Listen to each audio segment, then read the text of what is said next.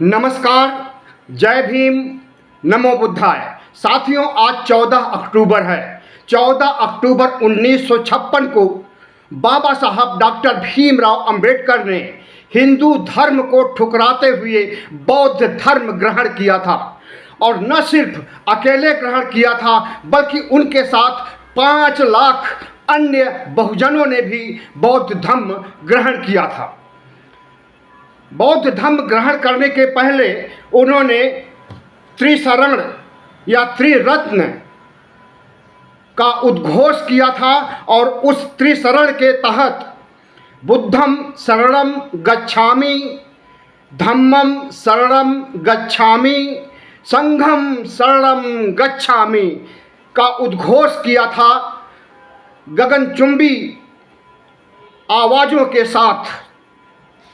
इसके साथ ही उन्होंने पंचशील के अनुकरण करने की भी प्रतिज्ञा ली थी। वो पंचशील हैं: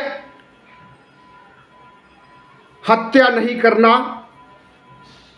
चोरी नहीं करना, यौन दुर्व्यवहार नहीं करना, झूठ नहीं बोलना और नशा नहीं करना। ये पंचशील है।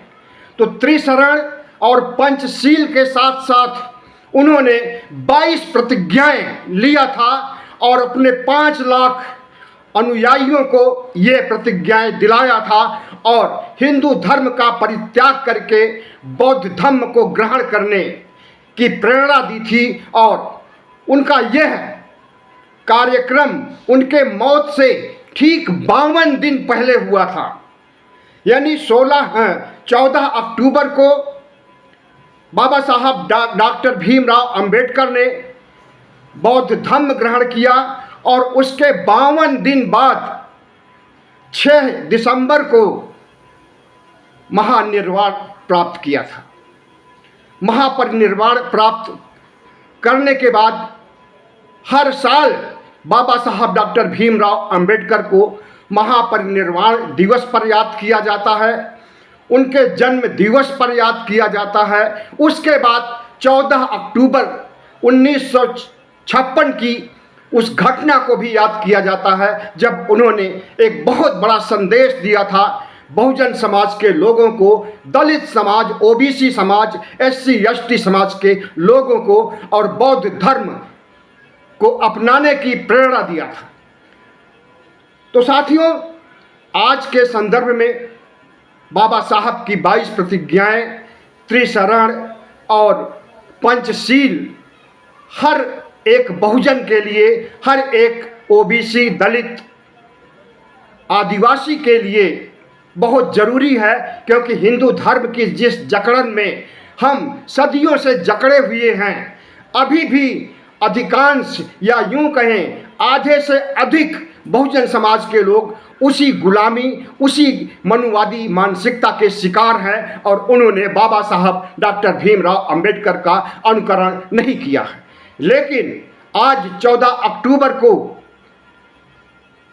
आपको प्रतिज्ञा करनी होगी, आपको निश्चय करना होगा कि आप अगर अपने को हिंदू मानते हैं तो उस हिंदुत्व का परित्याग करना होगा।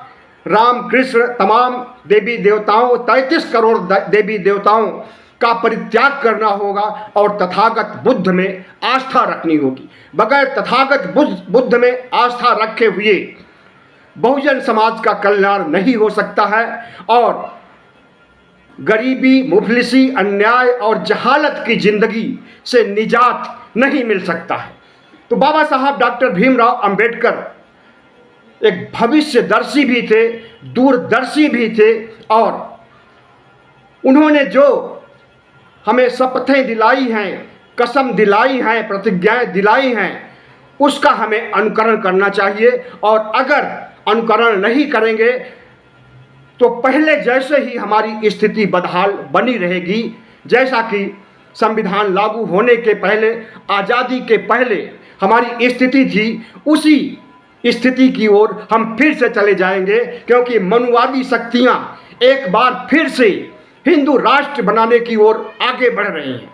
राम राज्य तो 2014 से ही बना हुआ है, 2014 से 2024 तक लेकिन राम राज्य के आगे हिंदू राष्ट्र बनाने की परिकल्पना जो मनवादी शक्तियों की है, आरएसएस की है, भारतीय जनता पार्टी की है, आरएसएस के तमाम संगठनों की है, हमें उसे नेस्तनाबूद करना होगा।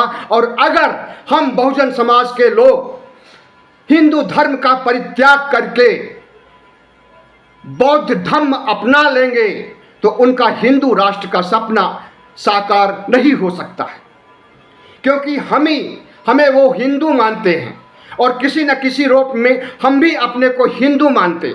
हम हिंदू धर्म के तमाम कर्मकांड और पाखंडों से जुड़े हुए हैं, जैसा कि सदियों साल पहले थे।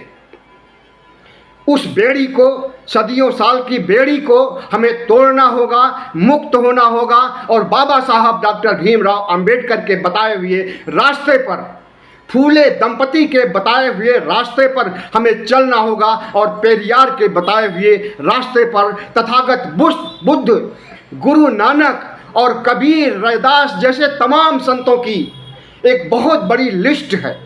हमें इन संतों को याद करना होगा और इन संतों के उपदेशों पर चलना होगा। और सबसे बढ़कर के हमें डॉक्टर भीमराव अंबेडकर का कृतज्ञ होना चाहिए कि उन्होंने हमें मार्गदर्शन दिया बौद्ध धर्म ग्रहण करने के लिए, और उन्होंने देश के लिए, राष्ट्र के लिए जो सबसे बड़ा काम किया है संविधान देने का, उसी संविधान के अनुसार हमारा देश आज़ादी के बाद से चल रहा है, विकास की ओर बढ़ रहा है। लेकिन कुछ मनुवादी शक्तियां उभर आई हैं, आरएसएस और भारतीय जनता पार्टी जैसी पार्टियों का आगमन हो गया है, और ये पार्टियां, ये संघ और ये भगवा गैंग के लोग हमें जिस दिशा में हाँकना चाहते हैं हम उसी दिशा में जाते रहे हैं। लेकिन हमें इनका विरोध करना होगा और बाबा साहब डॉक्टर भीमराव अंबेडकर के सपनों को साकार करने के लिए उनके उपदेशों को,